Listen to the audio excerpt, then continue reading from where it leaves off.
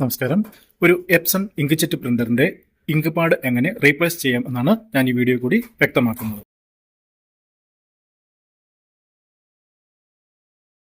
Channel ഇതുവരെ subscribe ചെയ്യാത്തവർ ദയവായി ചാനൽ സബ്സ്ക്രൈബ് ചെയ്യുക, ലൈക്ക് ചെയ്യുക. തുടർന്നും ഇത്തരം വീഡിയോകളുടെ നോട്ടിഫിക്കേഷൻ ലഭിക്കുന്നതിനായി ബെൽ ബട്ടൺ അമർത്തുക.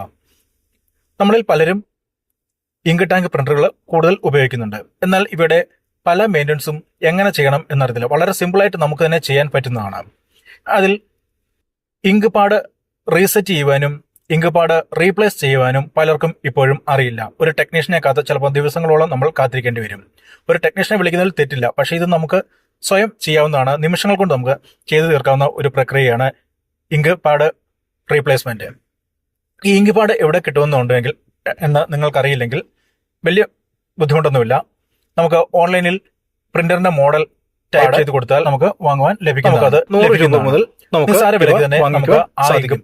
ഇങ്ക് പാഡ് കംപ്ലീറ്റ് ആയോ അതിനുള്ളിലെ പാഡ് മാത്രമായോ നമുക്ക് വാങ്ങുവാൻ സാധിക്കുന്നതാണ്. ഒരു ടെക്നീഷ്യനെ വിളിച്ച് ചെയ്യിക്കണമെന്നുണ്ടെങ്കിൽ കുറഞ്ഞത് 350 മുതൽ 500 രൂപ നമ്മൾ നൽകേണ്ടി വരും.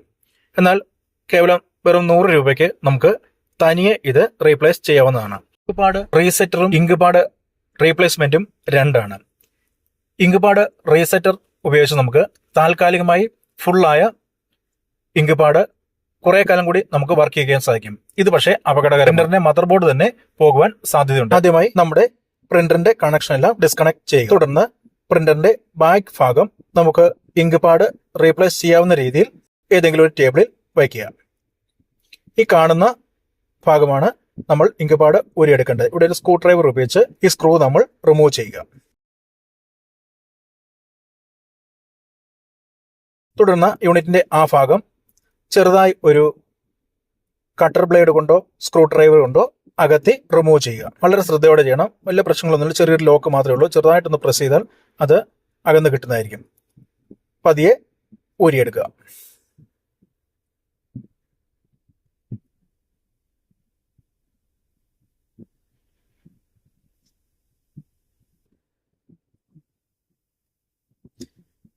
ഇപ്പോൾ നമുക്ക് അകത്തൊരു white colour ink pad tank കാണാവുന്നതാണ്. ഈ ടാങ്ക് നിറഞ്ഞു പോയാൽ നമ്മുടെ ബോർഡ് തന്നെ കംപ്ലൈന്റ് ആകുവാൻ സാധ്യതയുണ്ട്. അവിടെ കാണുന്ന സ്ക്രൂ നമ്മൾ റിമൂവ് ചെയ്യുക. ആ ഇങ്ക് പാഡ് ടാങ്ക് ചെറുതായി പുറത്തേക്ക് വലിക്കുക. വരുന്നില്ലെങ്കിൽ ചെറുതായി ഒരു സ്ക്രൂ കൊണ്ട് വല്ലതും പ്രസ് ചെയ്ത് റിമൂവ് ചെയ്യാവുന്നതാണ്. പതിയെ പുറത്തേക്ക് വലിക്കുക. നമ്മൾ ഊരിയെടുത്ത ഇങ്ക് ടാങ്ക് മാറ്റിവെക്കുക. തുടർന്ന് നമ്മൾ വാങ്ങി വെച്ചിരിക്കുന്ന ഇങ്ക് പാഡ് സിസ്റ്റത്തിലേക്ക് ഇൻസേർട്ട് ചെയ്യുക. വളരെ ഈസിയാണ്. ആ പൊസിഷൻ നോക്കി കറക്റ്റായി ആ യൂണിറ്റിലേക്ക് ഇങ്ക് പാഡ് ഇൻസേർട്ട് ചെയ്യുക.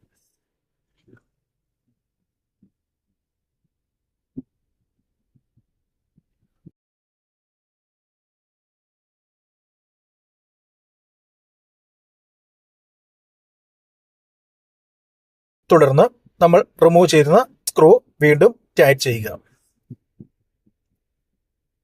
തുടർന്ന് അതിന്റെ കവർ അടയ്ക്കുക, സ്ക്രൂ ചെയ്യുക. ഇത്രയും കാര്യം മാത്രമേ ഉള്ളൂ. പ്രിന്റർ കണക്ട് ചെയ്ത് നോക്കുക. പ്രോപ്പറായി വർക്ക് ചെയ്യുന്നുണ്ടോ എന്ന് നമുക്ക് മനസ്സിലാക്കാവുന്നതാണ്.